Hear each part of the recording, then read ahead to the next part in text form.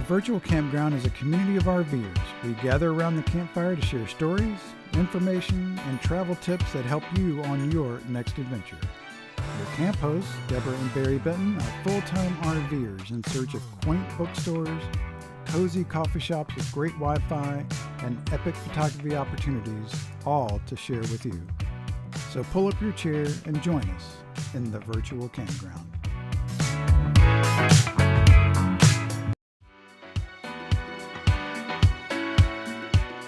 The virtual campground is a community of RVers. We gather around the camp. What happened? That was new. Yeah.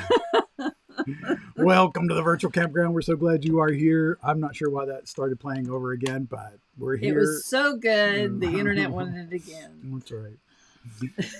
So how is everyone doing? How are you doing specifically? Please tell us in the chat. Yep. Where are you and how's the weather? And can you even hear us? How's the weather? Weather is stunning today. This Stunning. morning it was a little rainy. But you knew that. But it was rainy, and then this afternoon it's just been gorgeous. Yes, the sun has come out. There's a very brisk breeze, and I think the high is in the 60s, which I was just speaking to my mother in Texas. Yeah, we apologize for all of the Texas friends. Yes. Yeah, much warmer in Texas. Mm-hmm. I think I heard that with heat index, it's well into 115 in Texas, Ugh. which it's not even July. That's Brutal. not good. One of the reasons we left Texas. We love Texas. Got great family and friends there, but We love it in November, December, and January. that's right. It gets a wee bit warm there, yes. So I'm very excited today about our conversation. So that'll be fun. We're going to talk a little bit, but you want to tell people first where we are and Yes, why? we are in Seaside, Oregon, and we're here as a starting off point for the 47 places I want to photograph along the Oregon coast. We checked off 4 Yeah. on Sunday. Yeah. Or no, actually, we just checked off 4 on the places you wanted to visit, which Yeah, is that's a separate than separate the list. 47 he Yeah, wants I to checked photograph. off one yesterday. Yes, you did. So, this is northern. So this is this is pretty close to Astoria, which is pretty close to Washington. So we're pretty far north up on the coast, and we'll be here for the rest of the week, and then we start making our way south. Yeah, actually, in Astoria, there's a bridge that you can cross that then you're in, actually, Washington. Yeah, not far at all. Crazy. No, Yeah. but very close. Yes. So last night I headed out to the wreck of the Peter Iredale. I think I'm pronouncing that correctly, but wrecked in the 1800s, and just sat there, and it's pretty hard to believe that they just leave that there. So that looks like you took a picture and the tide was up. Yes. So the tide was washing in a little bit. Yeah. Because sometimes I've seen pictures where it's just in the sand. Yeah, No water we were around about it. mid-high tide. I don't know how they say that, but it was on its way out, but it was still coming up pretty good. As a matter of fact, my feet got pretty wet, so I had to come home and wash the boots and wash the tripod and all that stuff. Here's a overview of the whole scene, though. Oh, look at you. Yeah, so That looks fun. that looked a lot of fun. He came down the whole coast and got to about where we were at the wreck, and then turned around and went back. There's the wreck. This is the view from the high up on one of the dunes there. So this is just an old steel wreck that happened, you said, in the 1800s? Yeah. And it just hangs. I mean, obviously, it's not going to, it rusts, I assume, but it doesn't really break down. Well, yeah, just slowly over time. It was a freighter that was coming up from Mexico, and actually it was a freighter based in Great Britain, I believe. And they were coming up to get cargo, and decided to hold off offshore overnight because fog had set in and they couldn't see very well. But the storm came up and blew them into shore, wrecked them. Yuck. And so that's just crazy. To your point, I mean, in today's environment of suing people, it's kind of hard to believe that they leave this big. I know it. Kids were crawling all over that, and I guess the metal wasn't too sharp, but I mean, yeah, you It's could metal. easily hurt yourself on that. It was pretty crazy. You could put an eye out. That sounded so dad. Fitting for post Father's Day. Um, well, that's interesting. Very pretty picture, by the way. Oh, thank you. You're That was welcome. an iPhone photo with Snapseed. I went a little bit too far on the Snapseed stuff, but hey, it's my stuff. Yes, Snapseed. Jen says that Greg is in Houston. I feel very sorry for Oh, him then sorry because about that. not only is it 85, no, it's 85 where you are. Oh my gosh, Houston must be horrible because humidity in Houston's got to be like 150%. That sounds terrible. Terrible, terrible. And Randy and Georgia, who are going to be part of our show today, are in the audience as well in the chat. And sadly, they are having some electrical issues. Oh, is that So what that's that why, means? Okay, yes. need an inverter and may have to install as DIY. Okay. Oh, George is going to do the install? I think that's Georgia talking. I pulled out our inverter one day, and it is heavy as lead. And and they don't put it in easy places to reach. No, not in ours at all. It's like underneath.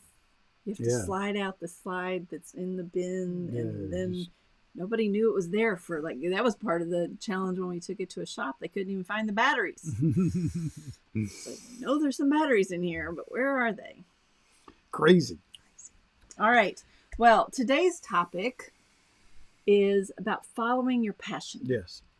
And so one of the things, obviously, those of us that are full-time RVers or people that just RV in general, you must love to travel. That must be part of it. Some of the people, it might not be travel because they only go maybe 50 miles. It might be more about just being outdoors or spending time with family. But some of us that travel around, we do it to follow a passion. And in your case, we do it to follow passion of photography. Yeah, photography. And you could think about not if passion is a hard thing to get your mind around, then think about themes. You have a theme to your excursions. Yes, so we travel around to try to find beautiful places for me to photograph. But we also travel around. When we get to a place, we seek out cool bookstores and coffee shops. And so those are some of our sub themes. Yeah. Yes, Alternative but I mean, our themes. travel is generally speaking, it's going to be motivated by where to go. I mean, we're not going to go to certain places in the United States because they're kind of boring as far as photographically. Photographically? Yeah, that's a good word. Yeah, let's go with that one. But I mean, that generally guides us. And then to your point, then once we're there, there's a lot more other. I'm not in an English mood today, apparently. There are other things to explore. Yes, You're absolutely. right. We wouldn't go to the middle of some boring place just to find a cool coffee shop, right? Or even a bookstore. I mean, we there might go someplace we to might find a bookstore. There are a few bookstores. Yes, let's be honest. There are a few bookstores that I might. In fact, we went to Winston-Salem last year specifically because there was a book festival there I wanted to go to. So, okay. I'll give you that. Or there can be a literary thing too between bookstores and cool places that books are set or books are whatever. Like we were in New Hampshire and went to see the home of Louisa May Alcott, who wrote Little Women, one of my favorite books growing up. So okay, I'll give you that. And we've heard of people that travel because they're passionate about music, and so they travel to different festivals and different places to hear music they've wanted to hear. Doug, what makes you go out and travel? Doug. I haven't seen any reports of you all going anywhere lately. And how is happy the anniversary. Weather? Oh yeah, happy anniversary. How's the weather in South Louisiana? Yeah, I'm almost afraid to ask. Yeah, I think you should be. Again, speaking of humidity, but yes, many reasons to travel. Yep. And we've heard about a lot of them. And so we hope that you guys find something that helps you drive your travel, motivate gives you some structure around what you're doing, and a reason to go someplace. So let's talk about that for a minute. Okay. Following your passions. That leads me directly into a conversation about our two guests today. Yes. Georgia Harris and Randy Motz. They travel. They definitely follow their passion.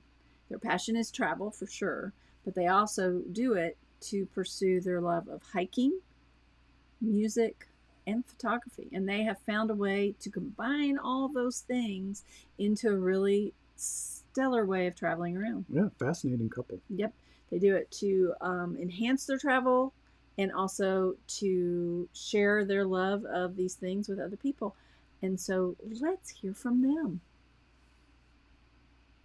My name is Randy Moats, And I'm Georgia Harris. and we are full-time RVers, started in July of 2019. Everything we own is in our Newmar Dutch Star that we've been traveling around the country since we first started. We stop in Texas, that's our home base, and we spend 2 to 3 months in Texas, like a lot of people do, taking care of doctor stuff and dentists and all of that stuff. But typically 9 to 10 months out of the year, we are traveling. Y'all are about the same as us. We started in August of 2019, I think. So tell me what came first, because y'all have a lot going on. Was it music, hiking, or the RV? The hiking was the most recent. Okay. We started hiking together in 2000. We were just talking about that yesterday. We thru hiked the Appalachian Trail in 2006, and my parents took their RV along for the ride, and they went from Georgia to Maine with us. And we had RVs growing up, so our personal RV is more recent. We rented a couple before we got the one we have, just to make sure we like that lifestyle. So the hiking was that long ago. The music, I've been doing music since I was in elementary school. How did you come to start playing the Native American flute? I've always had a fascination and a passion for Native American history and cultures, and I've been studying Native Americans ever since I can remember. And in 2000, we went to a concert put on by a flutist from the Taos Pueblo by the name of Robert Mirabal. And Robert combined Native American instruments, percussion instruments, and dance and stories with a rock band and a cello. And it was a fascinating experience. The blending of all those instruments was just captivating. I fell in love with it. And I told Georgia about halfway through the concert, I said, that's the next instrument I want to learn how to play. And lo and behold, about a week later, 2 flutes that she ordered for me, unbeknownst to me, show up at the house. And I started teaching myself how to play. And the rest, as they say, is history. You're such a good partner, Georgia.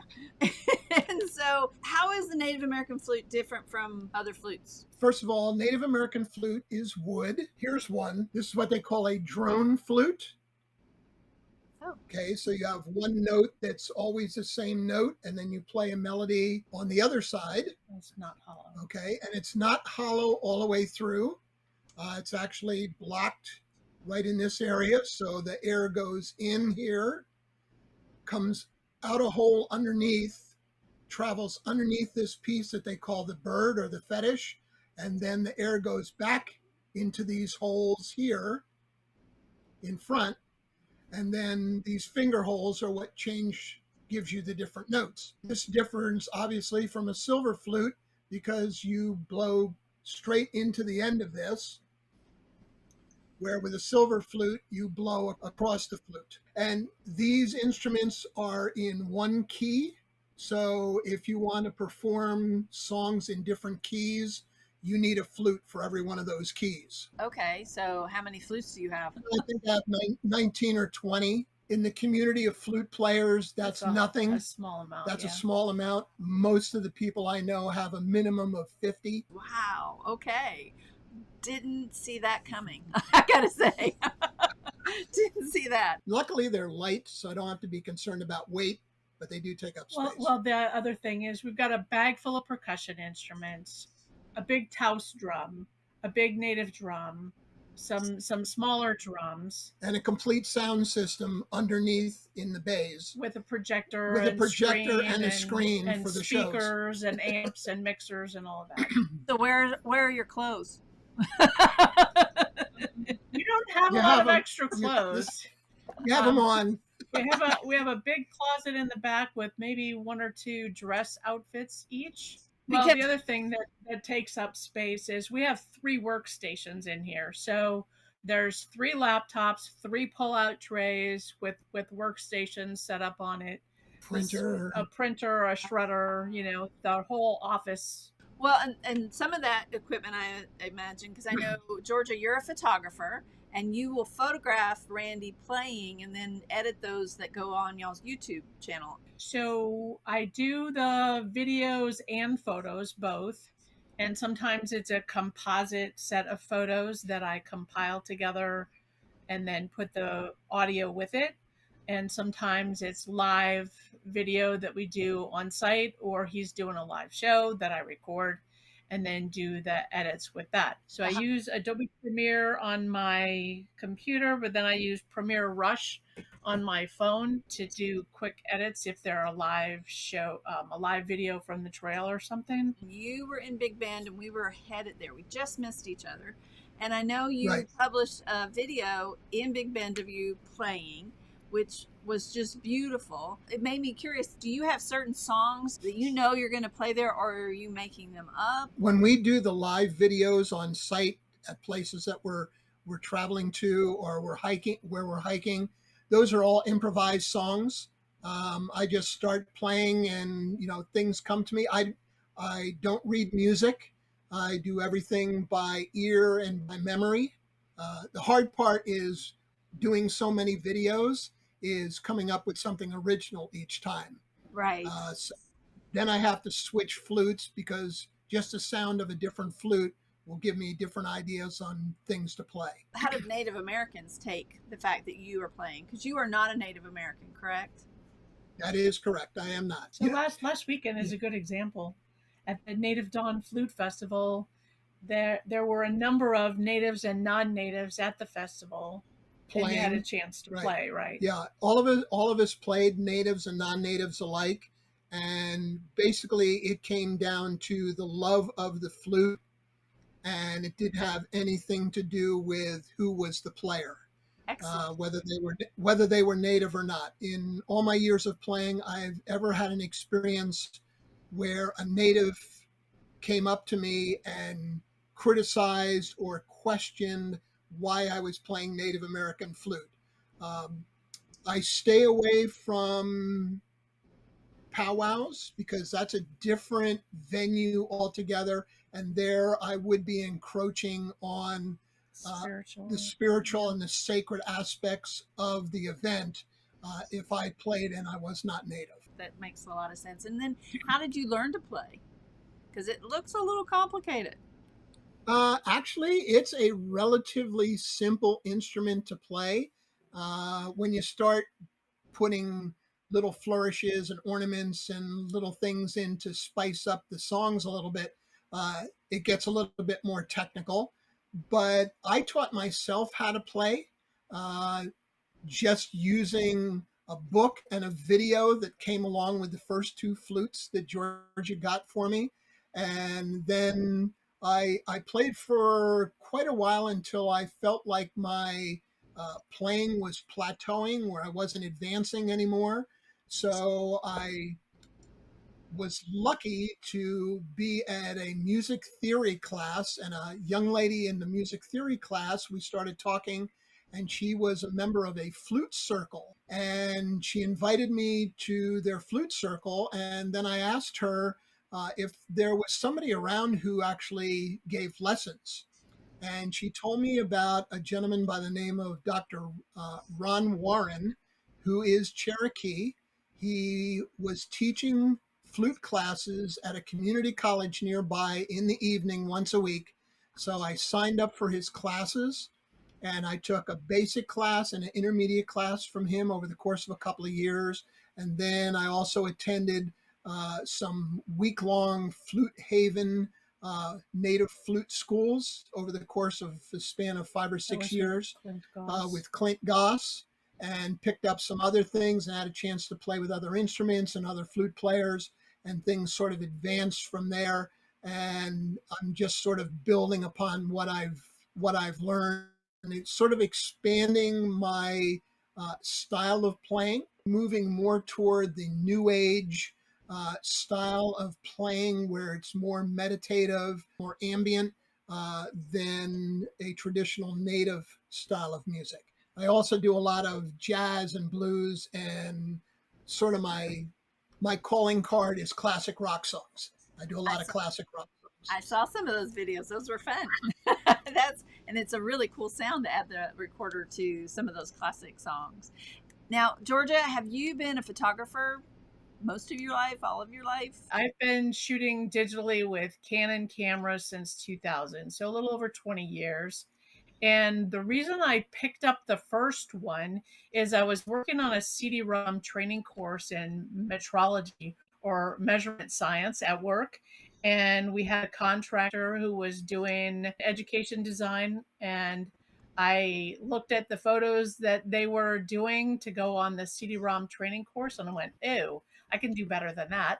So so I took over all of the photography for that project and it just started from there where I've been taking cameras everywhere we go. Awesome. Well, you've got gorgeous photos. And then, of course, on y'all's site, but you also do the videography on the YouTube channel. And I think it's just a beautiful marriage of y'all's, the images that you've taken and the music. It just plays so well together. How did that come to be? It's at an assisted living center in Lynchburg, Virginia, when his parents moved out of their house into assisted living.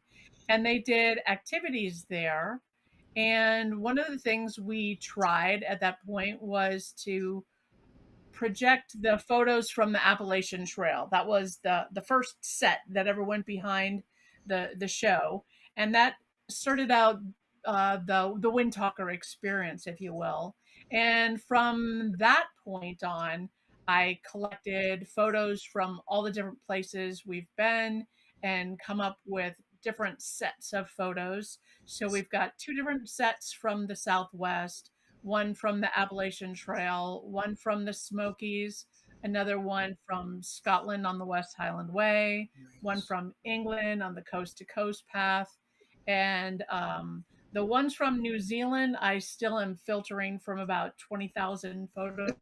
We have basically done that for the Windtalker Nice. experience, is what we call it now. So we'll be doing a Windtalker experience show. The next one is scheduled in July in Massachusetts. The last two CDs that we put out, we decided to, or Georgia came up with the idea of, how about I put together a photo montage for each song on the albums and post them as videos up on YouTube. So my last two albums, Awakening and Wind, Water, and Stone, there is a video for each song.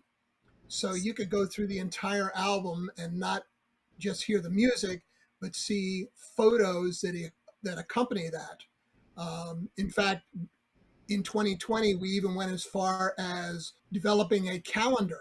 So I had to come up with 12 songs because we had 12 photos, and photos from the songs on the album appeared on the calendar. I love it.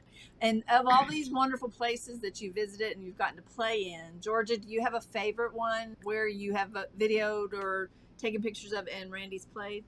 It is a tough question. People ask us what our favorite place is, and every place we find something that we love about. Yeah. Really, somebody asked me the other day, "What's my favorite thing along the Appalachian Trail?" I said, "Anytime I'm on the top of a mountain and have a great view."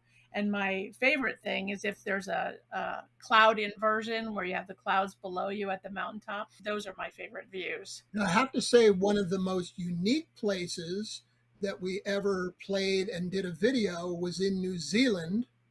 And we went on this tour out in the middle of the woods to this area where there was actually flames coming out of the ground. It was called the Flame Experience. That's right. And evidently, there were years ago, some guys were out in the woods on a hike and noticed that there was gas coming out of the ground. And all of a sudden, there was flames. And the more they dug, they had a big area there where there was just fire coming out of the ground, and it's been doing that for years and years and years. And they take people out there on a hike, Make tea and and pancakes. the guy who takes you out there has a cache out in the woods where he has all the utensils and stuff to make you pancakes and tea over the fire coming out of the ground.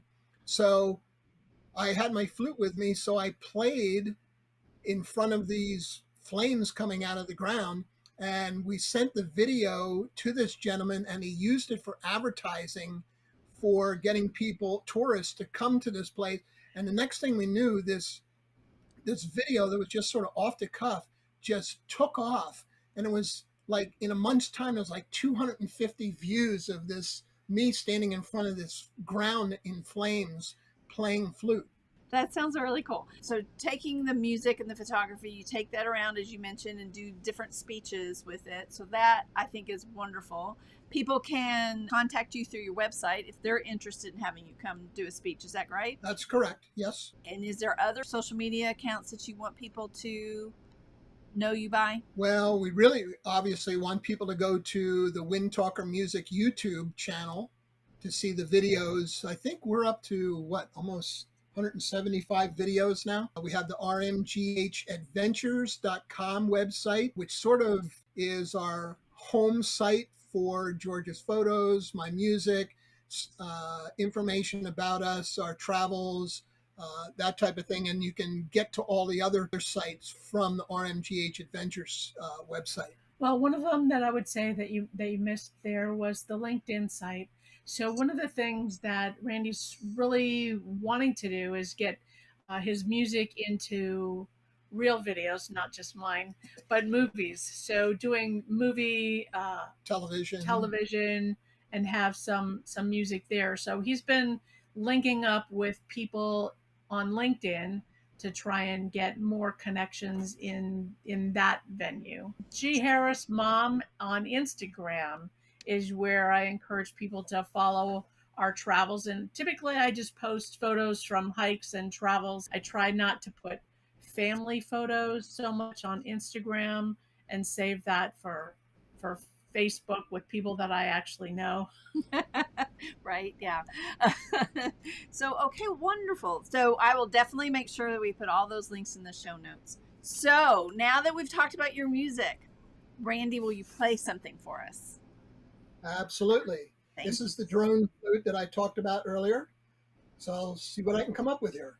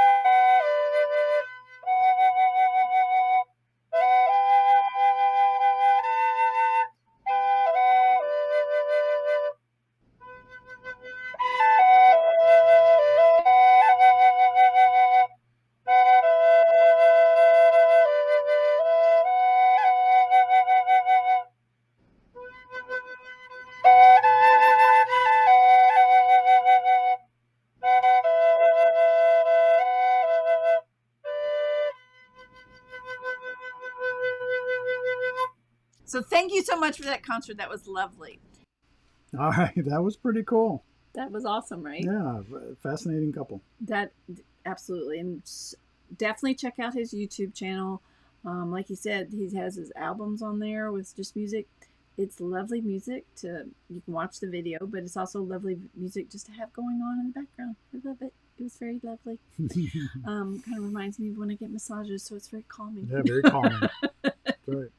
So fascinating couple. We enjoyed talking to them so much that we actually will have more from them, and because they did talk to us specifically about hiking the Appalachian. They have had so many experiences. So yeah, fascinating couple. So we'll cover that other side of them. You will hear more from them later. So, what else? We have some of Deborah's news. Oh, that's right.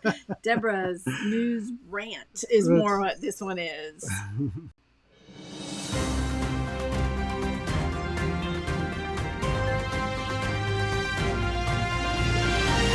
Welcome to Deborah's news. I've forgotten all about that. Yes. So I'm on a little bit of a rant here. I don't know if y'all have seen this particular image, but it's been making the rounds because this happened recently in Yellowstone, that this woman decided she had to have a selfie with a bison. Unbelievable. And she is remarkably close to the bison. Luckily, the bison was having a very zen day and decided, oh, whatever, stupid humans. You remember how David Letterman used to have the stupid human tricks? Right. Here she is. I kind of feel like we're going down a different path these days about how people are proving stupid human things. I don't understand what's gotten into people. You have this woman.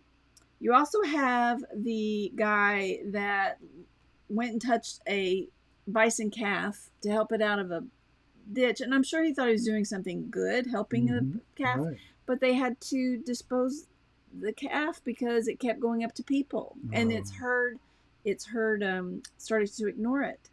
You had there's also a video going around of a couple of guys that were harassing a bison calf, and they were like bothering it. Or a man, oh my gosh, this one drove me nuts. A man, jumps out of his car, he sees a bear, he jumps out of a car and like takes off his shirt and yells at the bear to scare the bear. Now, luckily, the bear ran the opposite direction, clearly thinking, this guy's a lunatic. A lunatic. He will not taste good. But yeah, I mean, people, these are wild animals. These are not just pets. They're not just like even if you go to a zoo, they put up barriers between you. It's like, oh, it's driving me crazy. Obviously, I can't even finish a sentence. But the National Park Services, God bless their hearts, they have been telling people and trying to find new ways to tell people not to approach the wildlife. You should stay 25 yards away from especially bison. Bison can run 3 times faster than a human being. Wow. They are unpredictable. They can hurt you. Last year, an elderly lady that got too close to a bison got gored and had to be airlifted out of Yellowstone. So please remember not to feed the animals, not to interfere with the animals. That's the other thing. People also think they're being cute and they're going to feed some animal because they see the animal and think, oh, well, it's a pretty little chipmunk or a pretty little deer or a pretty little elk. I don't know. And they think they should feed it. In fact, the wild horses that are out on that little island, National Seashore, some people were feeding them. And so those horses had to be euthanized because now they started bothering people about getting fed. This is why we don't feed the animals, because of human stupidity. The poor animals have to be euthanized. Stop doing it. I know none of y'all are doing it, but pass it on the word. Stop doing it. My soapbox. Yes. Deborah's soapbox of the day. Crazy. All right. Yeah, that is crazy. Did you hear if she got arrested or? I have not heard about her specifically. I think they were still trying to find her. I know they're trying to find the 2 guys that were harassing the bison calf. I don't know if there's a law against stupidity. Because she didn't touch the bison, she might not get arrested. I'm not sure, but I haven't heard anything. If anybody else has heard something, please let me know, because I hope. Windtalker, the first one. I don't know how to pronounce that, but the first place that the wild horses are at, Randy, Astique National Seashore. Astique. Have you been there? Yeah. We went to one place. I'm impressed that Georgia or Randy could spell that. I know both of them. That's impressive. Yes, I think those people should be banned and kept out of national parks, because we actually talked to a woman that worked at a national park. She was a TVC friend that worked at a national park. She worked at Yellowstone, right? Yep. And I met her there, and she worked in the store. And she told me, like, people will come up to her and ask, where are the animals? Where do you keep the animals? Or like they put them away at night and then they bring them out. And so they think that these animals are not actually wild animals, but clearly they are. There's a site, in fact, that you can follow, an Instagram site called Turons of Yellowstone. Turon meaning a tourist and a moron combined. Turon. So if you want to see more of these, I think that because I followed a couple of them, now my feed is just filled with stupid people. So I have to sort of start measuring that because I don't want to always see about people being dumb because it just drives me crazy. Assateague. Yes, Johnny? Assateague. That sounds right. Canoe and mosquito adventure. Oh dear, That mosquito doesn't sound adventure like a doesn't sound mosquito fun. adventure. Doesn't No, sound good at all. no, any kind of thing that's mosquitoes. Though I think you can in some of those places camp out near the horses, which would be awesome. But again, as long as you put your food in a food safe place that the animals can't get to it. Exactly. Just really seriously, people, let's think about these things. Okay, the other thing in Deborah's news, not a rant. Just good news. Or news, not good news. Not good. It's just we've had some wild weather related sort of things going on. Yeah, so quite a while, really. It's just continuing. Yeah, it's just continuing. That's what I mean. This year has been nuts. Like we were saying earlier, Texas being already in the hundreds. Poor Mississippi just got devastated by a tornado. But in the national parks, they've also had a lot of things. We talked about a couple weeks ago, Yosemite having floods, still having floods. Yeah. Still having high waters, high running water. So you have to be really careful. Tioga Road and Glacier Point Road are still closed due to snow. Amazing. They probably won't open until July, they said. Which has got to be one of the latest openings for those roads, I would think, ever. We were there in May and it was open. So that's kind of crazy. Zion National Park, part of, is it Kolob Canyon? Kolob Canyon. They, I believe. Part of that road fell away due to some rains and things that they were having in the Zion area. That is still something you have to go around. You can't, it's partially closed. So I think it's open to bicycles and people, but not cars. So you can still get up it. It is outside the park, so it's not one of the two main roads inside the park.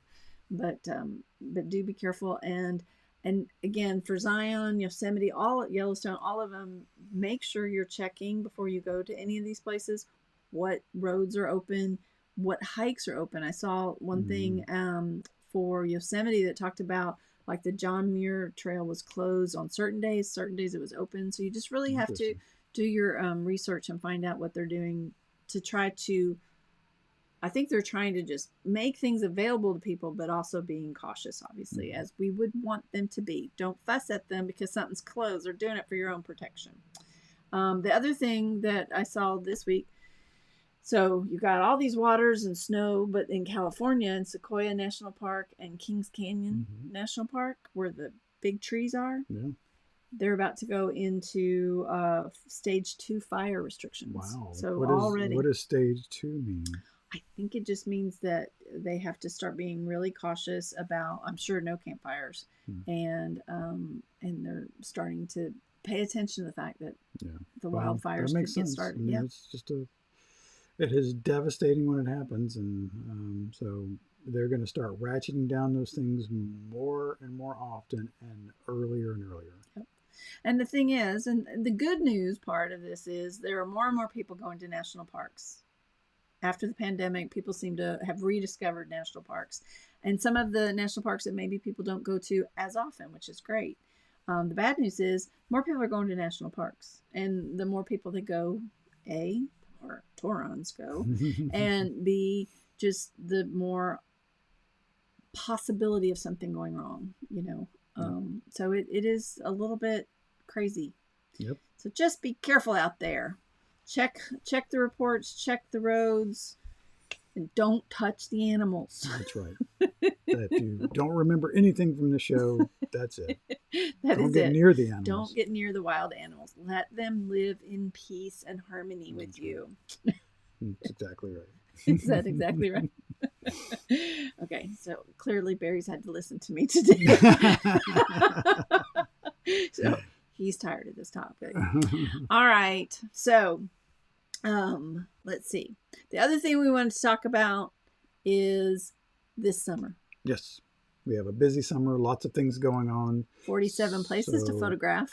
we're this going state to alone. we're going to continue posting things, but we're going to not be live as often. Maybe once a month. Mm-hmm. Yeah. So because we get lonely and we miss you. that's right. But we definitely are going to plan on still having videos going out. They'll probably be attached to the Sunday letter. So if you don't get the Sunday letter, please make sure you sign up to get my weekly newsletter, which will have the link for the videos. And then it'll also be where we announce, along with social media, of course, where we announce when we are going to be live. So we will be live a couple times this summer, but we have so many things to do, and the time difference is a little. Oh, that's true. Yeah. It's 5 o'clock where we are, so well, it's 5:39, but it's confusing. It has thrown us off a bit. So yeah, so that is the plan for the summer. We'll still be here. If you need anything, let us know. You know where to reach us. Absolutely welcome any emails, comments on the videos. We'd love to hear more about the videos that you're enjoying, so we can know what to do more for you. Next week, we have a great video coming up on our time in the Oregon. Which valley? That valley Willamette. where all the wine is. The Wine Valley. Willamette Valley. We had a couple of really nice weeks. Some friends came and joined us, and we made it to a lot of places. So we have a lot of information to share. Yes, we do. What he said, because I can't seem to say that word. Johnny bison are very adorable. Yes. They're very furry and huge. Right. But you can watch them from your car. That's the other thing. The people that drive down the road as the bison are coming up, I mean, there's probably not much as thrilling to me as when we were in Yellowstone. And bison were literally right outside the car. Mm-hmm. That's so cool. But I'm going to stay in my car. Right. In fact, there was a car the other day, a minivan that was, I guess they got impatient and tried to sort of go and nudge the bison a bit. Not nudge, but sort of go instead of waiting. And the bison got mad and took the front fender off of the car, of the minivan. So that'll teach you. Yeah. Yeah. So, and yes, Randy's / Georgia. I know, isn't it? It is a shame. I mean, I understand. Well, I don't understand, but that the National Park Service, their budgets are what they are, and they weren't anticipating the increase that they've had over the last couple of years. So their budget certainly didn't increase along with the visitors. Yeah. So can't keep up. Can't keep up. And I do know, like in Yosemite, we talked a couple weeks ago about the fact that Yosemite's doing some improvements to some of the campgrounds and some of the roads, but you have to shut things down in order to make the fixes so that the people can be there, and the people are. It's a mess. Yep. It would be one thing if we could just write it off to Darwin and say, okay, well, these people get eliminated because they're stupid, but then it affects the animals. Right, and that's really if you're going to be the person that goes and stands within 2 feet of a 2,000-pound animal that can run 3 times faster than you can, that's on you. The sad part of that is then the people that have to go and help that person, because you're also putting the rescue people's lives into danger. Yep. So, yes, indeed. If we could all just use the common sense that God gave us, or that some of us might not have been born as much as others, but you can have it. Yeah, that's on Furry's shoulder. Can you please move along? Yeah, right? Oh, so sad. Anyway. All right. I think that's it for today. That is it all. If anybody have any questions that we didn't answer, Johnny. Yeah, well, hi, Johnny. Thank you for being here. But Randy in Georgia, thank you again for that interview. I really enjoyed talking with you and showing you on today's show. And everybody, do please go check out one of their social medias and follow them, because they're a delightful couple and you'll get lots of great information. That's right. Yeah. Thanks for being here. Well, hope to see you again soon. Keep an eye on the YouTube channel and subscribe to the newsletters. And until we can see you in person one day, we'll see you at the virtual campground. See you around the campfire.